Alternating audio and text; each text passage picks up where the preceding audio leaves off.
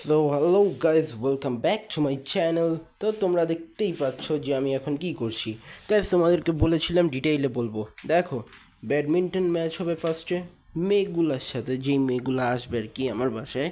এরপর আমি বলি, অ্যাকচুয়ালিতে আমাদের বিল্ডিংয়ের একটা পাস্ট ছিল যেটাতে কিনা একটা মেয়ের সাথে ম্যাচ হারলে মেয়েটা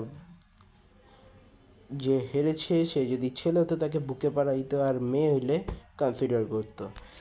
বাট গাইস, ব্যাপারটা হচ্ছে আমি এইটার জন্যে আগেরবার যখন ওরা আসছিল তখন আমি ওদেরকে বলছিলাম যে তখন আমি আবার বলছিলাম ওদেরকে যে মানে এগুলো নিয়ে অনেক কিছু বললাম যে এইরকম এরকম।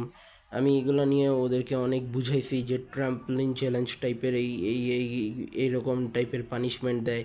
তো এখন দেখো গাইস, আমি তো আমি পরে ওরা এটা করতে চায় নাই, কারণ আমি ওদের সাথে অনেকগুলো গেম হারছি আর অনেকগুলো চ্যালেঞ্জ হারছি। আমি ওদেরকে বলছিলাম ফ্রি ফায়ারে যদি একটাও কিল না পাই তাহলে আমাকে এটা করো গেম। তারপরে আমি গেম ঠিকই হেরে গেছি, কিন্তু কিন্তু গাইস তারপরে এটা করার সাহস পায় নাই। তো আমি বলছি ঠিক আছে, পরের বার আমি কনসিডার করার চেষ্টা করবো, দেখি ওদের সাথে কথা বলে দেখি কিছু করা যায় কিনা। এই পানিশমেন্টটা কম্পালসারি ছিল দেখে। তা আমি এখন গিয়ে ফাইনালি দেখলাম যে এইরকম হয়ে গেছে। তো আমি আরও চেষ্টা করলাম। তো দেখাই যাক, আমার মা ডাকতেছে গাইজ। তো দেখো গাইজ, এখানে হয়ে গেল কি, পরে আমি লাস্টে গিয়ে দেখা যায় যে আমি পরে গিয়ে মানে ট্রাম্পলিন চ্যালেঞ্জের ওইটা নিয়ে কথা বলার পর দেখলাম যে ওই মেয়েটা বললো যে পুরাপুরি কনসিডার করা যাবে না, পা ভিত্তিক পানিশমেন্টই থাকবে, বাট এখন আর বুকে পাড়া খাওয়া লাগবে না।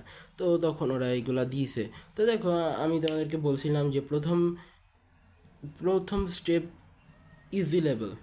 এখানে ওই যেই মেয়েটার সাথে হারবো বা যেই মেয়ে দুইটার সাথে হারবো, তাদের কাছে দুইটা মেয়ের সাথে হারলে তাহলে পালা করে করে একজনের সাথে একবার হয়ে গেলে পরের জনের সাথে একবার এভাবে করে হবে। আর মেয়েটা পরে গিয়ে আমাকে এইভাবে করে প্রথম রাউন্ডে হচ্ছে ফিট স্মেল করাবে। তো এইটা আমি কিছুক্ষণ পারবো। তারপরে সেকেন্ড রাউন্ড, প্রথম রাউন্ডে কিন্তু কোনো নাই, প্রথম রাউন্ডেরটার কোনো লিমিটেশন নাই, যতক্ষণ খুশি স্মেল করাইতে পারে আর তারপর পা সরায় ফেলতে পারে। রাউন্ড 2, এইখানে ও পা দিয়ে আমার মুখ চেপে ধরবে, যার কারণে আমি খুব একটা কথা বলতে পারবো না, গাইজ এটা বসে থাকি আর কি। তো এখন আস্তে আস্তে আমি যত কথা বলবো তত আমাকে জাতা দিয়ে ধরবে। আর যখন অলমোস্ট আমার কথা বলার অবস্থাই থাকবে না তখন আমাকে কোশ্চেন জিজ্ঞেস করতে পারবে, র্যান্ডম কোশ্চেন। ওইটার অ্যান্সার আমি দিতে পারলে আরেকটা কোশ্চেনে যাবে, আর তখন আরেকটু জাতা দিবে। আর তখন যদি আমার মাউথ মুভমেন্ট না হয় তাহলে ও মজা নিতে পারবে ওইটুকু টাইম। আমাকে তখন ইচ্ছা মতো বুলি করতে পারবে, বাট ছাড়তে পারবে না, কারণ এটা নির্দিষ্ট টাইম হলো 40 second, 30 to 40 second. Third round guys, এইটারও কোনো নির্দিষ্ট লিমিটেশন নাই, যতক্ষণ না পর্যন্ত আমি একেবারে পায়ে থাপড়ানো শুরু করতেছি যে ছাড়ো ছাড়ো, ততক্ষণ পর্যন্ত। তো এইখানে আমাদের কি করতে হবে, এইখানে আমাকে ওইভাবে করে গলাটা একটু উঁচু করে দিবে আর পাটা ওখানে লাগাই দিবে, আর উপরে আরেকটা পা রাখবে, ওইটা স্ট্রেট এইভাবে মুখ আর নাক কভার করে দিবে, আর আস্তে আস্তে জাতা দিয়ে ধরতে থাকবে, যার কারণে আমার শ্বাস বন্ধ হয়ে যাবে। গাইজ, প্রথমত আমাদের গলায় কেউ অলরেডি টিপে দিলে কিন্তু আমাদের অলরেডি শ্বাস বন্ধ হয়ে আসতে থাকে, তখন মুখ আর নাক নিঃশ্বাস নেওয়ার মেইন সম্বল এগুলোও বন্ধ হয়ে যাবে। তো যখন আমার নিতান্তই সার্ভাইভ করতে অসুবিধা হবে তখন আমি পায়ে টাচ করতে পারবো, আর যখনই একেবারেই আর পসিবল হবেই না তখন আমি থাপড়াইতে শুরু করতে পারবো, আর এরা আস্তে আস্তে ছেড়ে দিবে। আস্তে আস্তে ছেড়ে দিয়ে বলতে ছাড়বে না, কারণ এটার টাইম নির্দিষ্ট। এটা হলো পুরা 50 সেকেন্ড থেকে, মানে 50 সেকেন্ড to 1 মিনিটস। তো এই কারণে এইটা এক্সট্রিম লেভেলেই ধরবো আমি। আর গাইজ, সেকেন্ড লেভেলেও বাঁচার একটা উপায় ছিল, সেটা হচ্ছে আঙ্গুল দিয়ে আমি সুড়সুড়ি দিতে পারবো। বাট গাইজ, ব্যাপারটা হচ্ছে আমি পায়ের তালুতে সুড়সুড়ি তো দিব, বাট এটার চক্করে আমাকে একেবারে কুচলে দিবে ফাইজলামি করে, মানে দুষ্টামি করে। তখন দেখা যাবে যে আমাকেও, আমি ওদেরকে বুলি করতেছি তো ওরাও আমাকে বুলি করার জন্য নিজের পায়ের নিচে আমার আঙ্গুলটা পিষে দিল, খুব জোরে লাগবে গাইজ। এইটাই একটা বাজে জিনিস, এইটাই একটা বাজে জিনিস হবে। আর থার্ড রাউন্ডে তো বললামই, নিজেকে বাঁচানোর জন্য আমি পা সরাইতে পারবো না ওদের, কিন্তু ধরে রাখতে পারবো। এতে বুঝবে যে আমার অসুবিধা হইতেছে, তো একটু হালকা করে এবার ছাড়বে না। তারপরে গিয়ে যখন আমার একেবারেই সমস্যা হবে তখন তখন আমি এভাবে আস্তে আস্তে থাপড়াইতে পারবো, যাতে ওদের ব্যথা না লাগে। মেয়েদের স্কিন অনেক সফট হয় এই কারণে। তারপর আস্তে আস্তে ওরা পাটা হালকা করবে। বাট যেহেতু 50 সেকেন্ড টু 1 মিনিট, তো এই থার্ড রাউন্ডে অবভিয়াসলি গাইজ আমাকে ওইটার আগে ছাড়বে না। তো আমার যখন একটু গ্যাপ পাবো ছেড়ে দিলে, তখন হালকা হালকা নিঃশ্বাস নিতে পারবো। নিঃশ্বাস কিছুটা নেওয়ার পরে বেশিটা নিঃশ্বাস নিতেও দিবে না, আবার শুরু হয়ে যাবে 50 সেকেন্ড টু 1 মিনিট পর্যন্ত। সো বুঝতেই পারছো কতটা হার্ড।